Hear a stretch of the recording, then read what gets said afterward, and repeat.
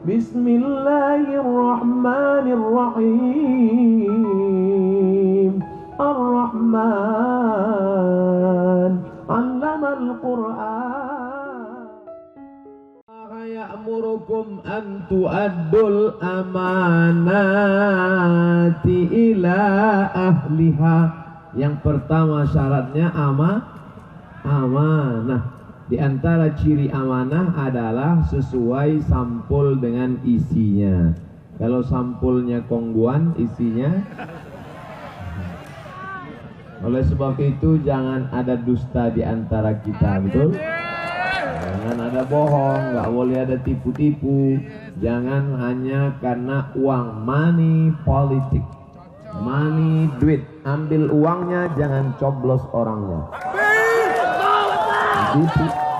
Kalau dari awal saja sudah nipu gimana? Kalau mesti dipilih 100.000 orang, satu orang dibayar 100.000 dengan jilbab 2, baju kaos 1, rebana 1 set, bola voli dengan tiang gawang, kali 100.000, nanti ngembalikan uangnya pakai apa? APBD, APBN, betul? Oleh sebab itu kata Nabi, la'ana Rasulullah sallallahu alaihi wasallam ar-rashi wal murtashi. Rasulullah sallallahu alaihi wasallam melaknat orang yang menyogok dan menerima sogok. Oleh sebab itu gunakan inna sam'a, pendengaran, dengar baik-baik, dengar. Tanya Abah Raul, tanya Ustaz, tanya Habib, tanya alim ulama, tanya mereka. Jangan nanya saya. Saya nggak tahu. Saya jauh dari Riau. Kalau mau nanya saya, Ustadz, apa hukumnya zikir berjamaah? Itu pertanyaannya. Tapi kalau ini inna sam'a, dengar baik-baik, wal basar, pandang baik-baik, lihat sesuai antara gambar baleho dengan orangnya. Jangan sampai balehonya putih, orangnya hitam. Sama kan? Sama kan? Justru yang sekarang sebaliknya, di baleho hitam, aslinya malah putih. Ustadz Somad tadi malam di Jasinga kami lihat streaming, kok putih sekali, lampunya terang. Oleh sebab itu maka tipu-tipu, dusta-dusta, bohong-bohong di bulan Ramadan kita diajarkan man lam yada' qaula zur. Siapa yang tidak meninggalkan ucapan kata-kata dusta, bohong, tipu, zalim, falaisa lillahi hajatun ayyada'a ta'amahu wa syarabahu. Dia tinggalkan makannya, dia tinggalkan minumnya, tidak ada gunanya. Kenapa? Man ghasyana falaisa minna. Siapa yang menipu, siapa yang memohong, siapa yang berdusta, bukan golongan Nabi Muhammad sallallahu alaihi wasallam. Maka kita pilih orang yang amanah. Setuju? Loh, Ustadz ini ceramahnya apa? Sesuai dengan tema kepemimpinan menurut Al-Quran. Kalau mau ceramah saya dihentikan, tukar judulnya. Judulnya apa? Sabar. Bulan Ramadan adalah bulan sabar. Marilah kita bersabar. Anak kita dilarikan orang, sabar. Suami kita dilarikan orang. Oleh sebab itu maka judulnya adalah mencari pemimpin. Apa sih pentingnya pemimpin, Pak Ustadz? Ini orang nggak ngerti pemimpin. Ustadz Somad cuman ceramah saja, bayarlah zakat, bayarlah zakat, bayarlah zakat. Selesai ceramah, orang nggak dengar. Tapi kalau dapat gubernur yang amanah, bupati yang amanah, dia nggak pakai ceramah, nggak pakai khutbah, nggak pakai tausiah, langsung pakai tanda tangan. Seluruh pegawai bayar zakat, potong atas. Cukup dengan tanda tangan. Segenggam kekuasaan dititipkan Allah di tanganmu, pakai untuk menolong agama Allah Subhanahu wa taala. Tanya anak yatim, fakir, miskin di lampu merah, tolong Pak, belum makan Pak. Orang kaya enak aja. Hah, harga batu cincinnya 40 juta. 40 juta bisa nyekolahkan anak yatim 40 orang, betul? Siapa yang bisa mengambil harta orang kaya itu? Penguasa. Makanya ayatnya apa kata Allah? Khudh, ambil. Zakat itu bukan dibayar tapi diambil. Yang namanya mengambil itu yang punya kekuasaan. Diambil. Makanya zaman Nabi SAW zakatnya luar biasa. Zaman Abu Bakar Siddiq zakatnya luar biasa. Zaman Umar zakat luar biasa. Mengapa? Karena zakat itu bukan distorkan. Sekarang ambil zakat nunggu di masjid. Bagi jamaah yang mau bayar silakan, yang nggak bayar nggak apa-apa. Makanya zakatnya satu daerah di kabupaten tempat saya tinggal 2015 zakatnya 10 miliar 2015. Maka waktu saya diundang ke Aceh, saya ceramah di Aceh. Kami dari Riau ada satu kabupaten zakatnya 10 miliar. Selesai acara pengajian kami pun makan. Pas sedang makan datang ketua Badan Amil Zakat Nasional. Ustaz Somad, tadi berapa zakatnya? 10 M. Kami 15. 15. Ternyata zakat dia jauh lebih besar. Dengan apa? Segenggam kekuasaan. Maka kalau ada orang nelpon saya, Assalamualaikum. Waalaikumsalam. Ustaz Somad, betul. Saya mau nanya pendapat Pak Ustadz. Iya. Bagaimana pendapat Pak Ustadz kalau saya mencalonkan diri menjadi pemimpin kepala daerah? Mantap, lanjutkan. Apa usul pendapat dari Pak Ustadz? 3. Kalau engkau nanti punya kekuasaan, tolong keluarkan zakat. Kalau engkau punya kekuasaan, tolong keluarkan peraturan pakai hijab bagi perempuan. Kalau engkau nanti punya kekuasaan, tolong pondok-pondok pesantren masukkan pendidikan agama di sekolah umum. Anak SMP, anak SMA, anak SD masukkan 5 pelajaran: akidah, akhlak, bahasa Arab, sejarah Islam, tauhid, bahasa Arab. Maka insyaallah negeri ini akan menjadi baldatun thayyibatun wa rabbun ghafur. Mesti begitu. Alhamdulillah Pak Ustaz, sudah 5 tahun saya kasih tahu, enggak nelpon lagi. Oleh sebab itu kalau ada orang mengatakan Islam itu cuma 5: syahadat, sholat, zakat, puasa, haji, cukup. Politik bukan Islam. Ini orang nggak ngerti ajaran Islam. Politik dia katakan bukan Islam. Kalau umat Islam tidak bicara politik, umat Islam akan dimakan oleh politik. Betul? Kalau umat Islam tidak mementingkan pemimpin yang peduli Islam, umat Islam akan dipimpin oleh orang yang tidak akan peduli kepada Islam. Betul? Ingat, dalam dunia demokrasi, one man, one vote, one man, one choice, satu orang, satu suara. Jangan ada yang golput. Karena kalau sudah golput, maka batal semuanya. Betul? Itu beda pilkada dengan pilkabin. Pilkada nggak boleh lupa, tanggalnya catat. Kalau lupa nggak jadi. Kalau pilkada lupa. Oleh sebab itu maka gunakan. Ketika engkau pergi ke kota, gunakan suaramu. Walaupun di sana engkau tidak bersuara, di kota itu kau diam saja. Kota yang bersuara WC sambil nyanyi. Nggak boleh menyanyi di dalam. Setan ikut bernyanyi di dalam. Allahumma inni a'udzubika minal khubuthi wal khaba'ith. Tapi di dalam engkau ambil paku. Kalau khawatir paku tidak ada, dari sekarang siapkan. Siapkan pakunya. Perempuan tidak khawatir paku tidak ada, karena ada tusuk konde. Untuk ditusukkan nanti ke sana. Di saat itu kau ambil, kau tusuk. Hamba Allah sedang bersaksi. Aku hamba Allah bersaksi atas nama Allah, orang ini layak untuk memimpin aku 5 tahun ke depan. Bismillah. Allahu Akbar. Jangan gara-gara 20.000, 50.000 suaramu berubah. Harus kau tanya kepada ulama.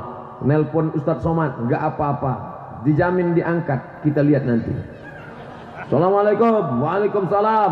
Betul nih Ustaz Somad? Betul. Kami dari Jasinga. Mantap. Ada apa? Ini Pak Ustadz mau minta pendapat sama Pak Ustadz. Iya, apa namanya? Ini kami baru dapat uang 50.000 katanya untuk milih. Boleh enggak? Haram. Oke Pak Ustadz. Kalau 500 haram juga. Kalau 5 juta haram juga. Tapi kami bagi 2 sama Ustadz. Dalam masalah ini ulama tidak sependapat. Sekali haram tetap. Engkau ambil itu uang 5 juta, lalu engkau belikan beras, berasnya masuk rice cooker jadi nasi, nasinya disuap masuk ke mulut. Allahumma barik lana fima razaqtana wa qina azabannar. Yummy. Lalu nasi berubah menjadi darah, darah masuk ke dalam jantung, dari jantung menyembur naik ke otak, isi ke otakmu hitam, anak-anakmu otaknya kotor gara-gara makan haram. Nasiyatin kadzibatin khati'ah, ubun-ubun, pembohong, penipu, pendusta. Kenapa? Karena makan haram. Lalu kemudian nasi kau makan, makanan berubah menjadi darah, darah berubah menjadi daging, daging membalut tulang belulang. Lalu kemudian dagingmu itu menggumpal di dalam. Apa kata Nabi? Ayyuma lahmin, setiap daging nabata min haramin, kalau tumbuh dari yang hak, fannaru aulabi, tempatnya api neraka jahanam. Setiap daging tumbuh dari yang haram, tempatnya api neraka jahanam. Di akhirat kau akan ditimbang. Apa itu? Di akhirat engkau akan ditimbang. Ketika itu nampak tulisan, Abdul Somad, berat engkau 50 kilo, yang halal 20 saja. Berapa lama engkau mesti diobok-obok dalam neraka jahanam, padahal tiap hari kau katakan Allahumma ajirna minan nar, Allahumma ajirna minan nar, Allahumma ajirna minan nar, Allahumma ajirna minan nar. Kau masuk neraka gara-gara apa? Gara-gara makan haram. Lalu kemudian duit haram kau kumpul, kau bawa pergi ke Makkah, menangis di pintu Ka'bah, labbaik Allahumma labbaik, labbaik Allahumma labbaik, labbaik Allahumma labbaik. Apa kata malaikat? La labbaik wala sa'daik. Kau tidak dapat haji mabrur, kau tidak dapat umrah makbulah. Kenapa? Karena kau berangkat dengan uang haram. Jadi kalau ada yang ngasih uang ini, gimana Pak Ustadz? Berikan ke anak yatim, fakir miskin, jompo, tapi sodakoh. Niatnya bukan niat sodakoh. Allah tidak akan terima sodakoh dari uang haram. Pokoknya serahkan saja. Pak Ketua Masjid, ini ada uang. Uang apa nih? Ambil aja sebelum aku berubah pikiran. Serahkan ke anak yatim, kumpulkan semua, pergi ke panti asuhan. Assalamualaikum. Waalaikumsalam. Bapak Ketua panti asuhan, ya, ini saya ada mau bawa uang ini. Berapa anak yatim di sini? Ada sekitar 300 orang. Aku keluarkan, ini ada uang. Mau kasih semuanya? Enggak, 5 orang aja. Kebetulan duitnya enggak terlalu banyak. Inilah yang akan menolong di hadapan Allah Subhanahu wa taala. Maka syarat yang pertama kita pilih, innallaha ya'murukum an tu'addul amanat. Orang-orang yang amanah. Bagaimana kita bisa tahu dia amanah atau tidak? Kita tidak kenal dengan dia. Kita mesti baca informasi tentang dia. Carinya di mana? www.google.com. Tapi Google tak bisa dipercaya. Maka kita cari orang yang bisa dipercaya. Siapa yang bisa dipercaya? Orang-orang yang amanah, alim ulama. Fas'alu ahla zikri, tanya pada ulama. In kuntum la ta'lamun. Makan aja kita nanya sama ulama. Mau makan aja kita nanya dulu sama ulama. Assalamualaikum Pak Ketua Majelis Ulama. Iya, saya mau makan, Allahumma barik lana fima razaqtana. Ini kecapnya halal apa enggak? Nanya dulu. Ini boleh apa enggak? Ini ada label halalnya apa enggak? Maka kita tanyakan kepada orang. Jangan sampai kita mikir sendiri, makan sendiri, ngawur sendiri, nyasar sendiri, mati sendiri. Kita harus tanyakan kepada mereka, karena semua akan dipertanggungjawabkan di hadapan Allah. Sekecil apa? Ala adullukum ala akbaril kabair. Maukah aku tunjukkan kalian dosa terbesar di antara dosa besar? Ada 3. Yang pertama, dosa besar adalah syirik. Insya Allah masyarakat Jasinga sudah selamat semua dari syirik. Insya Allah selamat dari syirik, karena banyak ulama-ulama kita. Insya Allah selamat. Yang kedua, uququl walidain, durhaka pada orang tua. Insya Allah tidak ada lagi orang yang durhaka di Jasinga, semuanya selamat dari durhaka. Anak-anak kita anak-anak yang berbakti soleh dan solihah insya Allah. Yang ketiga yang paling mengkhawatirkan, apa dia?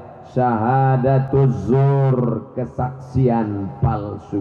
Tanpa sadar, suka atau tidak suka, mau atau tidak mau, sadar atau tidak sadar, kita 3 kali memberikan kesaksian palsu. Kesaksian palsu. Yang pertama, bersaksi saat menikahkan anak. Aku nikahkan engkau dengan anakku dengan mahar seperangkat alat sholat dan kitab suci Al-Quran, gak pernah dibuka sampai mati, tunai, sah.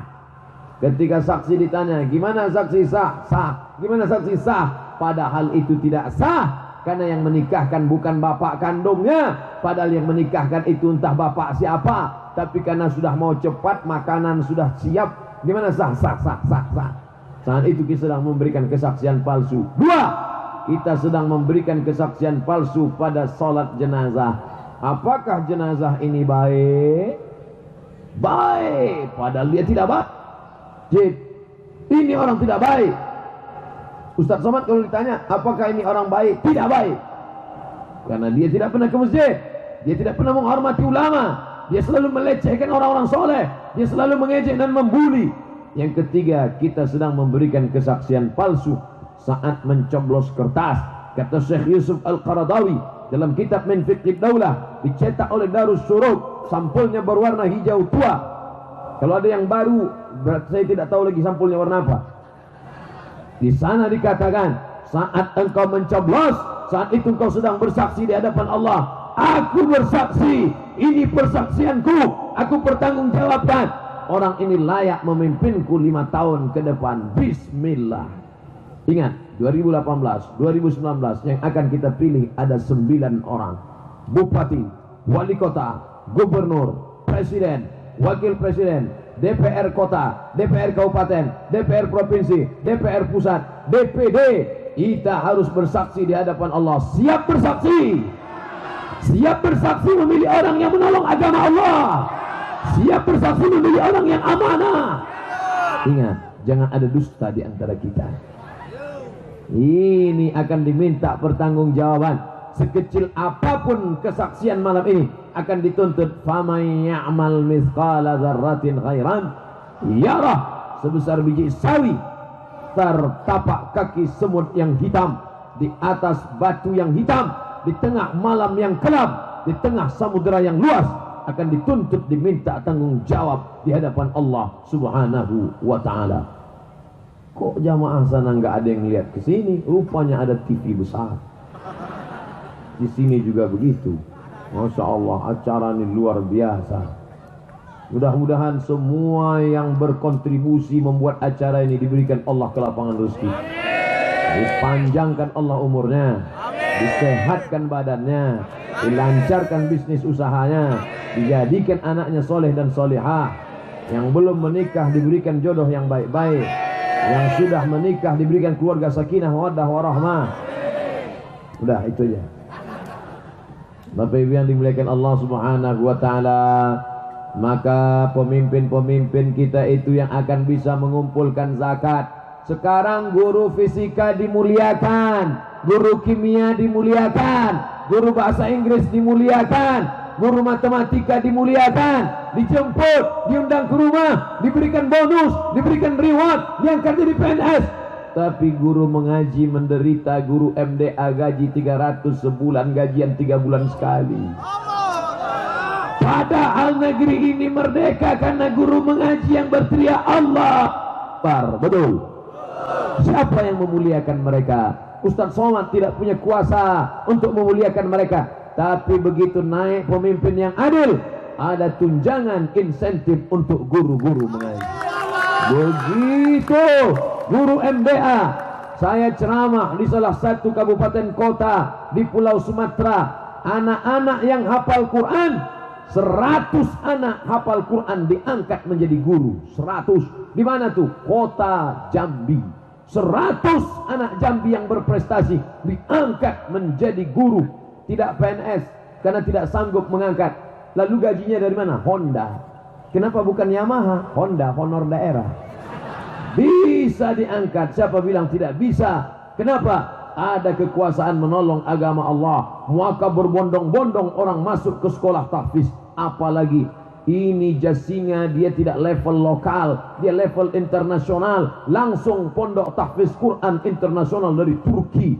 Dari Turki langsung buka cabang As-Sulaimaniyah. Masya Allah. Dan malam ini hadir tokohnya ke sini. Dan yang paling membahagiakan untuk ibu-ibu, masih lajang belum menikah. Luar biasa. Yang senyum, yang gadis, yang udah nikah malah senyum. Untuk mantu saya Pak Ustadz, bagus. Bapak Ibu yang dimuliakan Allah Subhanahu wa Ta'ala, tak kenal maka tak sayang, tak sayang maka tak cinta. What is your name, my friend? Nama saya Ustadz Mustafa. Bahasa Inggris malah ngomong Indonesia. Masya Allah. Bisa bahasa Indonesia insyaallah.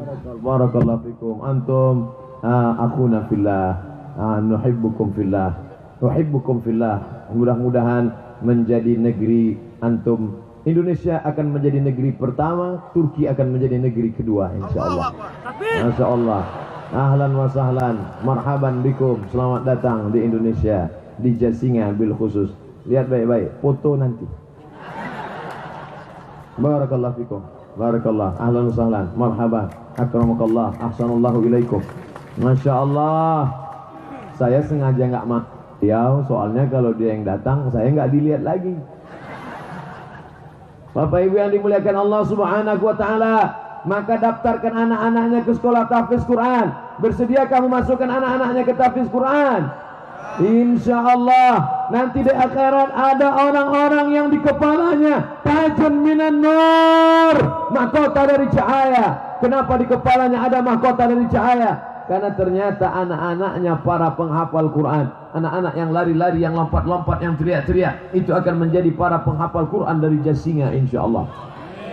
Walau anna ahlal qura amanu, seandainya penduduk negeri ini beriman, wattaqau, bertakwa, la fatahna alaihim barakatin, akan kami bukakan barakat, barakah minas sama, dari langit, wal ard, dari bumi. Kenapa? Karena Al-Quran dibacakan. Itu yang dilakukan oleh Sultan Hasan al-Bolkiah ketika dia sudah mulai jaya. Dia bukakan pondok tahfiz Bolkiah, diundang para pemenang-pemenang hafal Quran dari Makkah al-Mukarramah. Begitu tanah dikali, keluar minyak, keluar gas bumi, keluar segala macam yang mahal-mahal, sehingga negeri menjadi baldatun thayyibatun wa rabbun ghafur. Diundang rahmat Allah dengan Al-Quran. Diawali dengan membaca Al-Quran. Apakah ibu-ibu di Jasinga masih ada yasinan? Masih baca yasin? Alhamdulillah. Ini sekarang masih ada orang yang tidak lagi mau baca Quran, hanya baca koran saja. Memangnya di akhirat, di kubur nanti datang korannya baca. Mata lihat Al-Quran, baca Al-Quran. Iqra'ul Quran, baca Al-Quran.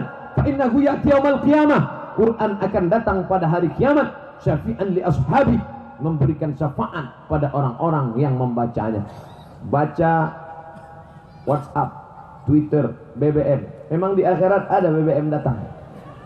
Ada WhatsApp datang menolong? Gak ada. Kalau baca Quran, dia yang akan datang menolong kita. Quran akan datang dalam bentuk anak muda yang menemani di liang kubur. Quran akan datang dalam bentuk orang yang akan menemani menjawab pertanyaan. Iqra'ul Quran, baca Al-Quran. Fa innahu ya'ti yaumal qiyamah, Quran akan datang pada hari kiamat, syafi'an li ashabih, memberikan syafaat pada orang-orang yang membacanya. Insyaallah akan kita baca Quran, betul?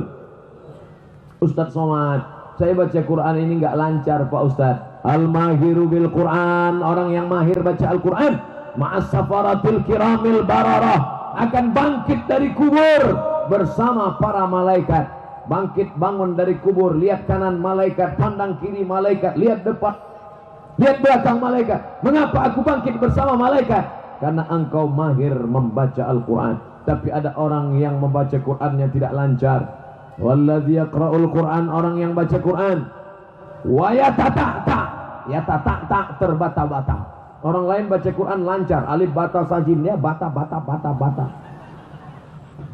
Wa huwa alaihi syak, berat dia baca Quran. karena huruf-hurufnya yang berat, tapi dia tetap serius, lahu ajran, dia dapat 2 balasan pahala. Yang pertama, pahala baca Quran. Yang kedua, pahala kerja kerasnya yang tidak berhenti membaca Al-Quran. La aqulu alif lam mim harf. Alif lam mim tidak dihitung satu huruf. Alif satu huruf, lam satu huruf, mim satu huruf. Walikulli harfin asyru amsalihha. Setiap huruf dibalas 10. Alif lam